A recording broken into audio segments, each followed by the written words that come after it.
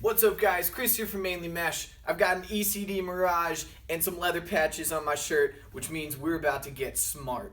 I've been just as excited for the ECD Mirage release as anybody else. It's an awesome head. I've been able to string one or two or so in the last few months, so really been able to kind of dig into it. And it's a head that's received a ton of hype. I mean, this is probably the most hyped social media product I can think of, really, in my experience in the lacrosse industry. But really what that means is that we need to dig down and give you guys the most information possible so that you guys can understand head to toe what this product is really all about. For starters with this head, I want to give you some of the defining characteristics, then I'll talk about some of the more positive things that I like about the aesthetic and everything, and then we're going to wrap up with a few little kind of constructive criticism notes I have at the very end of everything.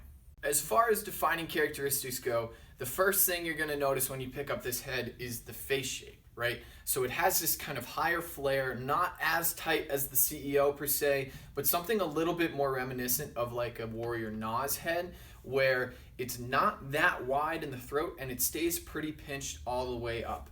What that's going to allow you to do is have a mid-low pocket, but if you wanted to, you can also sit that pocket a little bit higher in the head, kind of naturally, because the mesh isn't being spread too far apart. You can contrast this with something like the Maverick Optic U, which I've been using as my gamer for a while, but as you can see side by side, the Optic U has a much wider face shape, and what that's really going to do is it's going to make it hard if you did want to put a higher pocket in it to get a really consistent channel and a nice, smooth, consistent throwing motion. So when you have this more elongated face shape, that's going to allow you to put the pocket wherever you want and also give you a lot of ball retention and hold. The second most important thing that really affects where the ball sits in the stick, and arguably the most important, is the sidewall profile. Now the Mirage has kind of an interesting profile. If we were to look at just the top half of this head, it would look a lot like the old school offset patent, very standard Brian Warrior-esque, where it has that drop off and then it stays flat through the head. But what usually went with that with Brian and Warrior was this very low pocket focused lower side rail. Here it does have that initial drop off, but it's still kind of canted more towards the middle of the head, so it doesn't come back up as sharply and as smoothly. Well, those are contrasting words, but it doesn't kind of crank back up and really only allow for a low focused pocket. It can really be put wherever you want it to sit, and at the end of the day, the ball is going to kind of naturally sit right in the middle of the head, which is something that I think feels amazing when you put this head on a shaft. The third most important thing that affects the feel of a lacrosse head is its weight. So this head is coming in at 4.5 ounces, which puts it on the much lighter end of the market and is really the ideal weight in my mind for an offensive head. Recently, we've been seeing kind of the weight of universal spec heads drifting further and further away from that 4.5 ounce mark. So I believe the Optic is around 4.85 ounces. The Tactic is like 5 ounces-ish. The Command is 5.2, the Evo 5 is 5.3. We're getting heavier and heavier, which honestly I think can really affect the feel of a stick, making it feel more top heavy, kind of lessen ball retention, and also, if you really want to get super nitty gritty, can kind of decrease your shot speed.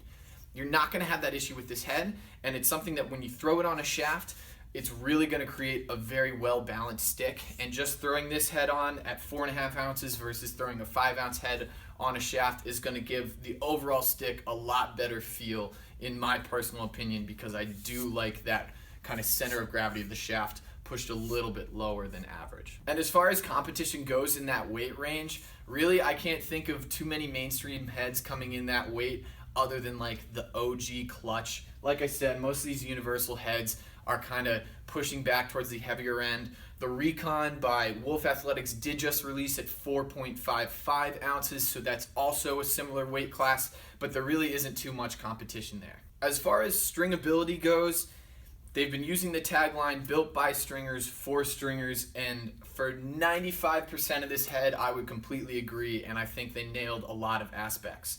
The first that you can't really see with the strings in the head, but these top 4 sidewall holes are especially wide, or at least top 3 sidewall holes are especially wide, but not too tall, which I like a lot. What that allows you to do is to get a really easy double wrap here. And keep in mind, this is with hero strings, which are slightly thicker. You could probably fit 4 loops if you were using a thinner String King string or something else. But the 3 loops was super, that classic double loop with the entrance string as well, which is something I always use and not a lot of heads facilitate, especially the Maverick heads recently. You haven't been able to do that as much. So those top 3 holes are a breeze, and then they used these kind of wider, not as tall sidewall holes like I mentioned down the head, so you can do as many double interlocks as you want. But since they didn't go too tall, and I liked that they didn't keep like a large circle, what that means is it's not going to shift too much, but you can have these double interlocks without really sacrificing strength. The taller that sidewall hole is, the less plastic there is kind of in between that hole and the breaking point, on top of that side rail. So by keeping it kind of low and wide and elongated, it's allowing them to cut back some weight while keeping some strength. And it's just something I wish we saw more of in other standard sidewall hole geometries on the market. The throat holes are really standard, nothing too crazy here. Plenty space to do leathers, to do whatever you wanted to. Honestly, not much to note there. The only negative knock I have on stringability is I think the top string holes are ever so slightly off. So these 2 in the middle might be a little bit too close together for my liking. I might have gone a millimeter or 2 wider in the center, and I might have slid these outers a millimeter or 2 to the side as well. As you can see here, there's a little bit of extra tension between these first 2 diamonds in the top string, and the middle section is a little bit scrunched, but it's not nearly as bad as a head as like the CEO, where you were just kind of stuck floating in between 2 holes. So really, it's fine. There's nothing unusual there. I'm just being a Debbie Downer on that little aspect of the stringability. As far as durability goes, I haven't really torture tested this head, but some of the little hints that I'm seeing already are as follows. I think the bottom rail is super sturdy, and I love it. I think that's going to allow the head to maintain its integrity over time, but I don't think the top side rail does that quite as well. As you can see here, there's a little bit of flexion when you're taking a GB, a little bit of warp. That kind of worries me. Seeing those 2 sidewall braces cave in is something you don't really see on many heads. It's something that provides a lot of really cool snap and feel when you're shooting, but I do have, the slightest worry long term about whether or not that's going to flare.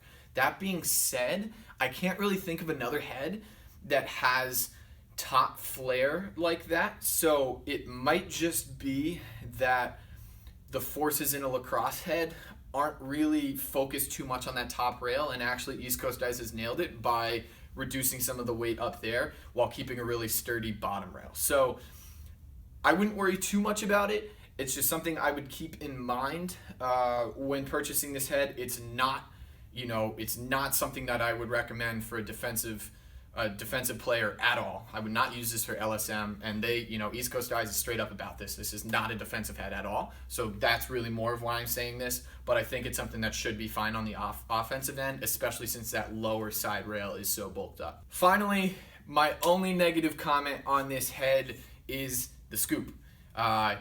Like I said, with that top brace flexing a little, it does have this weird bouncing effect when you're scooping. It's also a little sharp. The reason why I'm not too worried about this is A, just get both butts down and you're going to get the GB anyways, and B, in my opinion, the scoop is the hardest part to make and design in a new lacrosse head. So for East Coast Dice's first go at a head, really engineering it from the ground up, they nailed it. And I've been getting so harsh on some of the scoops. I was talking about some of these little aspects with someone else, and they're like, how are you even complaining about any of these things? This is a sweet head. So the only thing I would say is the scoop isn't my favorite. It's something that's really hard to do, but I wouldn't really say this is, on par at all with some of the heads we've seen recently with the speed scoop, with the glide scoop, with the Mark I scoop. I think that's the one place where this head has fallen a little bit flat for me. But, if they do end up making another head down the road, if they make a Mirage 2, I think that's something that if they added a nicer scoop to this head, it'd be pretty ideal for an offensive player. Overall, should you buy this head? If you're looking for a slightly tighter face shape that we haven't really seen in a universal spec head in a while, absolutely. I think it's something that I wish more heads would kind of start pushing the limits a little bit more with that throat width. I think East Coast guys played the balance perfectly. They didn't go too tight to the 3-inch width requirement, so it's not going to pinch and go crazy anytime soon. And they bulked up the lower side rail really well so that I'm not seeing any stress in terms of flaring the bottom rail at all. So I think it's going to hold that nice pinched but not too aggressive face shape for a while. It's going to allow you to catch really easily while keeping a really nice accurate shot. So I think this is a head that a lot of offensive guys could really like, especially if you're trying to push the limits of your ball retention and that kind of thinner face shape, shooting accuracy, blah blah blah. As far as durability goes, like I said, I think that's going to be something that we're gonna have to check back in 3 months or so, especially once the season gets going. I'm not sure about these two little points right up on this top side rail, but hopefully we'll luck out and that won't be an issue. If you're a D-midi who's hacking a lot, if you're a defensive player looking for an offensive head, I wouldn't recommend it. But as far as an offensive-minded player goes, an attackman goes who isn't just hacking away, and isn't getting themselves in too much trouble, I don't think you're going to have any worries whatsoever. Overall, I'm really impressed with the ECD Mirage as East Coast Eye's first head. It's really hard to design a head from the ground up, and I know that a lot of people who kind of look at it from the outside are like, oh, this is actually really easy, but it's surprisingly difficult, especially the little things like the scoop, like how the sidewall structures, really stand up in the test of time, hold up past the test of time, test the time past. So overall, I think I'd give this head, just looking at the, top to bottom, all the engineering aspects, I'd probably give it an 8 out of 10.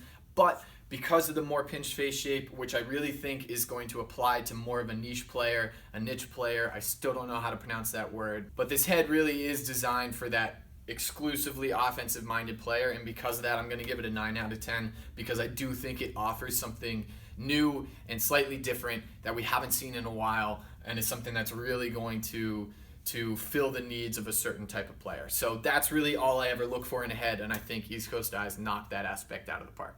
So that's about it, guys. Let me know what you thought about this review. Let me know if you have any questions or comments down below. If you would like to snag this head either solo for $90, if you want to buy their complete stick with their Elite Pocket, which they have an Elite String team now that is taking care of those. So they have some pre-strung pockets with Hero Mesh for, I believe, 210, 219, something like that. All those links are down below. So click on those if you're looking to snag one of these. But other than that, make sure you guys like, comment, subscribe. Thanks so much, and I'll catch you guys next time.